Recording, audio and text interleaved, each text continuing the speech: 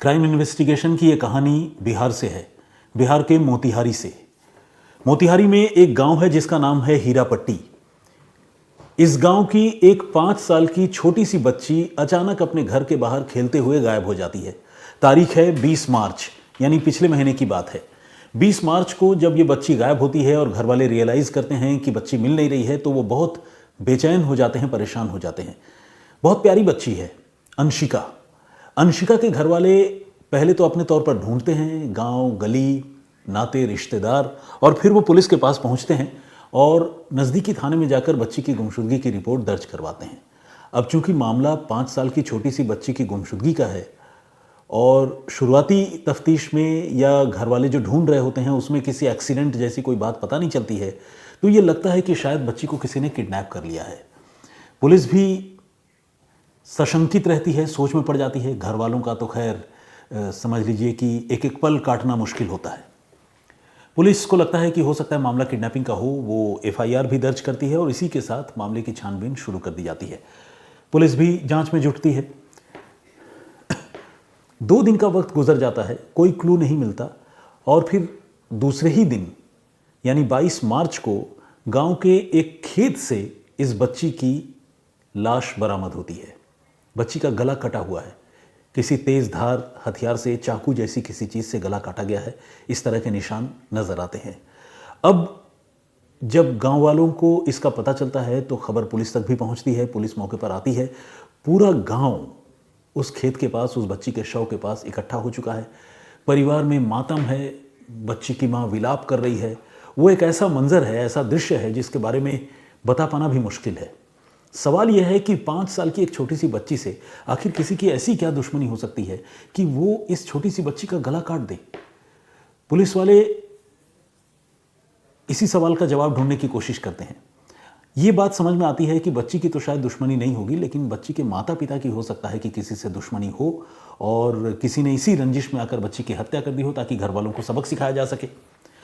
Police बच्ची के माता पिता और बाकी तमाम नाते रिश्तेदारों से भी पूछताछ करती है, लेकिन कोई भी ऐसी दुश्मनी की बात समझ में नहीं आती और पुलिस थोड़ी उलझन में पड़ जाती है कि आखिर इस बच्ची के साथ ऐसा हुआ क्या। मगर 24 घंटे गुजरते गुजरते इस मामले में एक गजब का ट्विस्ट आता है। गजब का ट्विस्ट इसलिए क्योंकि इस मर्डर केस से जुड़ा हुआ, बल्कि ये जो बच्ची है जिसकी हत्या हुई थी, उस बच्ची का एक ऑडियो क्लिप अचानक उस इलाके में वायरल हो जाता है, यानी हीरापट्टी गांव और आसपास के इलाके में। ये बच्ची रोती हुई, घबराती हुई भोजपुरी में ये कह रही है, पापा हो बड़ी माँ बोलत बाड़े बाड़ी, तोहरा जान से मार के छोड़म। कहने का मतलब ये है, हो सकता है कि मैंने एग्जैक्ट भोजपुरी ना बोला हो। कहने का मतलब यह है कि बड़ी मम्मी ये बोल रही है, बड़ी माँ ये बोल रही है कि तुम्हें मैं जान से मार के छोड़ूंगी, और वो पापा को संबोधित कर रही है। इस आवाज़ में बड़ी बेचैनी है, वो रुआंसी सुनाई देती है, और वो छोटी सी बच्ची का इतना सा ऑडियो क्लिप जो है वो वायरल होता है। और जब वो ऑडियो क्लिप वायरल होता है तो पूरे इलाके में और ख़ासकर हीरापट्टी गांव में ये क्लिप जंगल में आग की तरह फैल जाती है, क्योंकि इस ऑडियो क्लिप में बच्ची की आखिरी आवाज़ रिकॉर्डेड है, मौत से पहले की आवाज़, जिसमें बच्ची बहुत बेचैनी की हालत में चीख रही है। अब सवाल ये उठता है कि ऐसा कौन कर सकता है और ऐसा कोई क्यों करेगा। बच्ची की हत्या चलो दुश्मनी में कर दी, माँ बाप को सबक सिखाना था, इस ऑडियो को वायरल करने से क्या मिलना है, ये भी पुलिस सोच में पड़ जाती है। और पुलिस अब इस मामले की छानबीन शुरू करती है।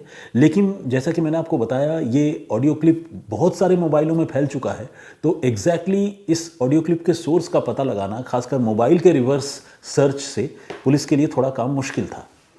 ऐसे में पुलिस जो है इंटरनेट के जरिए इस मामले को सॉल्व करने का फैसला करती है और पुलिस उस आईपी एड्रेस की तलाश करती है जिस इंटरनेट की मदद से इस क्लिप को वायरल किया गया।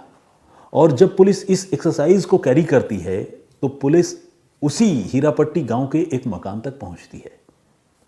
ये मकान है उसी गांव की रहने वाली 20 साल की एक लड़की शिल्पी का। बल्कि शिल्पी और उसके परिवार के सारे लोग, पिता और तमाम जो नाते रिश्तेदार हैं, वो साथ रहते हैं, लेकिन जिक्र मैं शिल्पी का कर रहा हूँ। वो इसलिए कर रहा हूँ क्योंकि जब ये क्लिप वायरल होता है और जब पुलिस इंटरनेट को ट्रैक करती है कि कहाँ से, किस आईपी एड्रेस से इस क्लिप को वायरल किया गया था, तो पुलिस को पता चलता है कि जिस आईपी एड्रेस से ये क्लिप वायरल हुआ है, वो आईपी एड्रेस जो है शिल्पी के ही मोबाइल फ़ोन का है। बेसिकली इस मोबाइल फ़ोन का हॉटस्पॉट किसी और मोबाइल फ़ोन के साथ शेयर किया गया था और उस मोबाइल फ़ोन से इस ऑडियो को वायरल किया गया, यानी लोगों के बीच पे सर्कुलेट किया गया। तो आईपी एड्रेस यानी हॉटस्पॉट के ज़रिए पुलिस शिल्पी तक पहुंचती है और अब शिल्पी को हिरासत में ले लिया जाता है। ये कंक्रीट एविडेंस की तरह है, लेकिन जब तक वेरीफाई ना हो जाए तब तक इस एविडेंस को एविडेंस नहीं कह सकते, बल्कि एक क्लू कह सकते हैं। तो पुलिस इस क्लू को वेरीफाई करने की कोशिश करती है, शिल्पी को हिरासत में लिया जाता है और उससे पूछताछ करती है। आपको जानकर हैरानी होगी कि थोड़ी सी ही पूछताछ के बाद शिल्पी इस छोटी सी बच्ची, 5 साल की बच्ची अंशिका का कत्ल करने की बात कबूल कर लेती है और बताती है कि मैंने खुद अपने हाथों से चाकू से उसका गला काटा है। पुलिस भी ये सुनकर सकते में आ जाती है। 20 साल की एक लड़की, जाहिर है 20 साल की लड़की कोई बहुत बड़ी उम्र तो होती नहीं, 18 साल में इंसान बालिग होता है। यहाँ तो बालिग होने के थोड़ी ही देर बाद, मतलब समझ लीजिए 2 साल बाद वो एक छोटी सी बच्ची की हत्या करती है, इतने ब्रूटल तरीके से, भयानक तरीके से। इसके बाद पुलिस जो है शिल्पी से पूछताछ करती है तो वो कत्ल की बात तो कबूलती ही है, साथ ही वो ये भी बताती है कि कत्ल करने के बाद पहले उसने अंशिका की लाश को एक बाल्टी में भर दिया था और बाल्टी में भरकर उसे पहले एक खेत में जो एक मचान होता है उसके ऊपर रख दिया था, छुपा दिया था। लेकिन जब लाश की और बच्ची की तलाश लोगों ने शुरू की तो वो थोड़ा घबरा गई कि कहीं बाल्टी में मचान के ऊपर शव के रखे होने से ऐसा ना हो कि वो पकड़ी जाए, शक हो जाए किसी को। तो उसने फिर उस शव को मौका निकालकर उस बाल्टी से लेकर दूर खेत में जाकर फेंक कर आ गई थी। इस सीक्वेंस के बारे में भी शिल्पी ने पुलिस को बताया। पुलिस ने पूछा कि भाई सारी बातें तो ठीक है, लेकिन हत्या क्यों की? इतनी छोटी बच्ची को क्यों तुमने मारा? इसके पीछे उसने जो कहानी सुनाई वो एक और हैरान करने वाली कहानी थी। वो हैरान करने वाली कहानी इसलिए थी कि इस लड़की ने सिर्फ यही एक कत्ल नहीं किया था। इससे पहले भी गांव में एक शख्स की बहुत रहस्यमयी मौत हुई थी और उस मौत में भी इस 20 साल की लड़की का हाथ था, शिल्पी का ही हाथ था। उसने उस मौत की यानी उस कत्ल की बात को भी कबूल किया और साथ ही जब उससे पूछताछ हुई तो 18 आपराधिक मामलों का पता चला। 20 साल की उम्र और 18 आपराधिक मामले जिन पर पर्दा पड़ा हुआ है। आप सोचिए कितनी खतरनाक और क्या खतरनाक क्रिमिनल माइंडसेट इस लड़की का रहा होगा। तो पुलिस ने इससे पूछा कि भाई तुमने कत्ल क्यों किया था? तो सबसे पहले उस वजह को जानिए, उसके बाद जो दूसरे कत्ल की मैं बात बता रहा हूँ उसकी स्टोरी भी आपको बताऊंगा। असल में शिल्पी का गांव के ही एक लड़के नीतीश के साथ पिछले 2 सालों से अफेयर चल रहा था और आपको पता है कि गांव देहात में प्यार मोहब्बत के आड़े लोग आ जाते हैं। तो शिल्पी का जब अफेयर गांव के रहने वाले नीतीश से शुरू हुआ तो गांव के तमाम लोग हैं, उनमें से बहुत सारे लोगों को दिक्कत थी, बहुत सारे लोग इग्नोर कर रहे थे, लेकिन जो नीतीश के परिवार के लोग हैं उन्हें भी शिकायत थी। और नीतीश के साथ इसके अफेयर के बारे में जब पता चला तो इसके घर वालों को भी कंप्लेन किया गया, नीतीश के घर वालों को भी कंप्लेन लोगों ने किया, नीतीश के घर वालों ने इनको बताया। तो हर जगह से जो है इस रिलेशनशिप को रोकने की, प्रिवेंट करने की कोशिश की गई। इससे शिल्पी जो है थोड़ी रिबेलियस हो गई। उसको लगा कि नहीं, ऐसा नहीं चलेगा, मैं अपने प्रेमी को हासिल करके रहूंगी, और वो बड़ी एडमेंट हो गई। और फिर उसने ये देखना सोचना शुरू किया कि आखिर नीतीश के घर वालों को खासकर कौन भड़का रहा है। तो उसकी नज़र एक महिला पर गई जिसका नाम है रागिनी। रागिनी नाम की ये महिला जो है वो नीतीश से अक्सर बात किया करती थी। अब शिल्पी को लगने लगा कि कहीं ऐसा तो नहीं कि रागिनी जो है वही नीतीश को मेरे खिलाफ भड़काती है। इसी वजह से नीतीश भी अब हाल के दिनों में मुझसे थोड़ा कटा कटा रहने लगा, उसको थोड़ा सा शक होने लगा। और जब उसको शक होने लगा तो उसने इसी शक के आधार पर रागिनी की बेटी 5 साल की अंशिका का कत्ल करने का फैसला कर लिया। उसने सोचा कि मेरे प्यार के रास्ते में इस बच्ची की माँ रोड़े अटका रही है, तो क्यों ना मैं बच्ची की ही हत्या कर दूं और उसकी माँ को सबक सिखाऊं। इसके बाद उसने उस बच्ची को बहला फुसला कर अगवा किया पहले 20 मार्च को, और फिर उसकी गला काटकर हत्या की सुनसान जगह पर। आपको जानकर हैरानी होगी कि इतना कोल्ड ब्लडेड, इतना ठंडे दिमाग से इस मर्डर को प्लान किया गया था कि इस लड़की ने पहले ही ऑनलाइन एक बड़ा सा चाकू खरीद कर रख लिया था ताकि वो इस बच्ची का गला काट सके।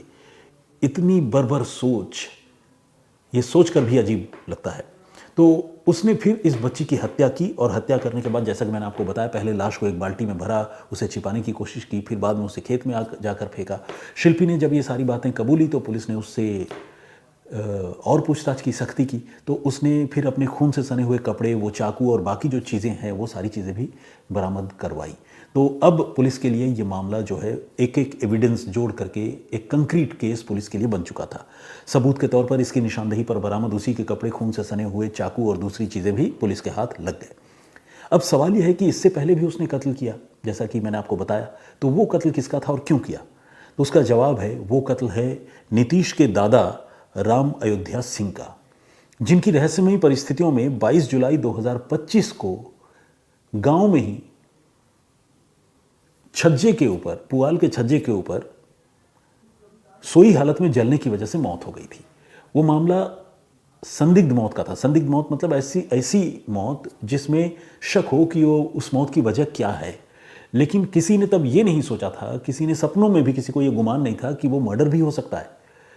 लेकिन सच्चाई यह है कि राम अयोध्या सिंह को उस रात को, जब वो सो रहे थे, गर्मी की रात थी, इस लड़की ने पुआल के ढेर पर पेट्रोल डाल दिया था और आग लगा दी थी। आग लगी, आधी रात को धू धू करके जलने लगा। राम अयोध्या सिंह झुलस गए, बाद में उनकी मौत हो गई। लोगों को लगा कि एक्सीडेंटल फायर है। इस पर कोई केस भी रजिस्टर नहीं हुआ। लेकिन अब जब शिल्पी पकड़ी गई बच्ची के कत्ल के मामले में, तो उसने उस जुर्म की बात भी कबूली और कहा कि उसने राम अयोध्या सिंह यानी अपने ही प्रेमी नीतीश के दादा की भी हत्या की है। सवाल है क्यों? तो उसका जवाब यह है कि राम अयोध्या सिंह अपने पोते के साथ शिल्पी के अफेयर में अड़चन डाला करते थे और एक बार शिल्पी को कथित तौर पर उन्होंने थप्पड़ भी मारे थे, पीटा भी था। इसी से रंजिश में आकर उसने राम अयोध्या सिंह की हत्या कर दी। इस लड़की से जब पूछताछ हुई तो उसने और भी कई जुर्म की वारदातों में शामिल होने की बात कबूल की। और हैरानी देखिए कि शिल्पी का जो क्रिमिनल चेहरा है, जो आपराधिक उसका एक और व्यक्तित्व है, उस पर अब तक पर्दा पड़ा हुआ था। किसी को इसके बारे में कोई खबर, कोई जानकारी नहीं थी। अब पुलिस ने इस मामले को सॉल्व तो कर लिया है। एक छोटी सी बच्ची के मर्डर का केस भी सुलझ चुका है।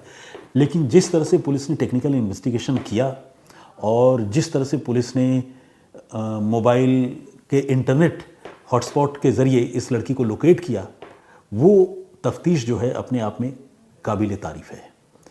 इस पूरे घटनाक्रम पर आपका नज़रिया क्या है? क्या आप सोचते हैं? कमेंट करके ज़रूर बताइएगा। जो प्रीवियस स्टोरी मैंने आप लोगों को सुनाई थी, वो नासिक के एक फ्रॉड ज्योतिषी भोंदू बाबा उर्फ अशोक खरात के बारे में थी। उस पर बहुत सारे लोगों ने कमेंट किया है, तो आइए कुछ लोगों के नाम और कमेंट्स पढ़ता हूँ। राधे के नाम से एक आईडी है, उन्होंने सरकार के ऊपर इल्ज़ाम लगाते हुए कहा है कि बीजेपी ने अपने कार्यकाल में सबसे बड़ा काम यही किया है कि बलात्कारियों का जीवन जो है सरल कर दिया है। इसके अलावा उद्देश बिंद ने भी कमेंट किया है। उन्होंने कहा है कि कठोर से कठोर कार्रवाई जो है ऐसे बाबाओं के ऊपर होनी चाहिए। अरविंद भाई ने कमेंट किया है, उन्होंने कहा है कि अमीरों को लूटने वाला गरीब कैसे हो सकता है। मोहम्मद समथिंग के नाम से एक आईडी है, क्योंकि आईडी काफ़ी बड़ी है तो वो दिख नहीं रहा। बाकी इन्होंने ये कहा है कि सर, खैर इन्होंने आपत्तिजनक कमेंट किया है जिसका मैं जिक्र नहीं करना चाहूँगा। इसके अलावा सीमा सिमी ने भी कमेंट किया है और उन्होंने कहा है कि यहाँ भी एप्स्टीन फाइल जैसे भोंदू बाबा की फाइल, देश जो है वो विश्वगुरु की ओर बढ़ रहा है। इनके कहने का मतलब ये है। ये भी एक मतलब सरकास्टिक पॉलिटिकल कमेंट है, लेकिन आपत्तिजनक बिल्कुल नहीं है।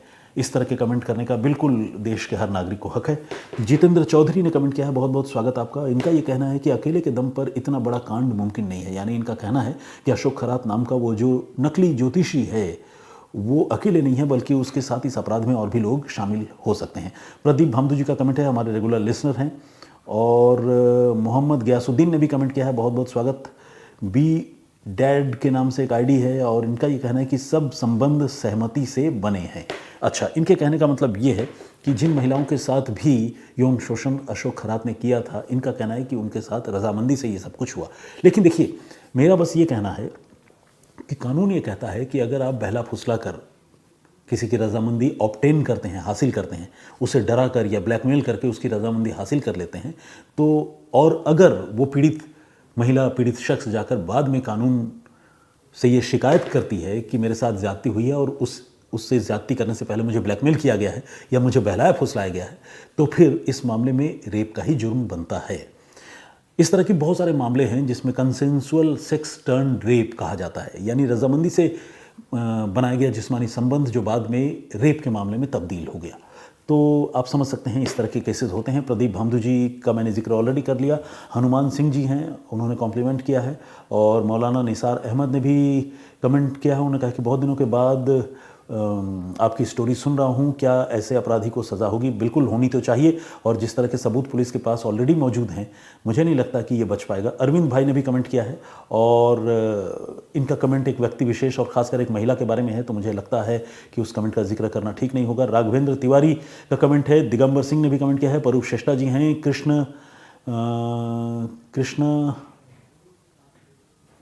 कृष्ण निधि एम के नाम से आईडी है, बहुत बहुत स्वागत आपका। रंजन डी कामले, और इसके अलावा जगदीश चांडेगरा जी रेगुलर लिसनर हैं हमारे। जीत सिंह साहब हैं। श्रीराम माली, और इसके अलावा मोमो चाउमीन व्लॉग्स के नाम से एक आईडी है, और उन्होंने कहा है कि वो मेरे इस प्रोग्राम यानी शो का रेगुलर लिसनर हैं। तो थैंक यू वेरी मच। और भी बहुत सारे लोगों ने कमेंट्स किया है। आज इतना ही। आज की स्टोरी पर अपनी राय ज़रूर दीजिएगा। मैं फिर हाजिर होऊंगा किसी और कहानी, किसी और वाक़े के साथ। तब तक अपना बहुत ख्याल रखिए, सुरक्षित रहिए। जय हिंद, जय भारत।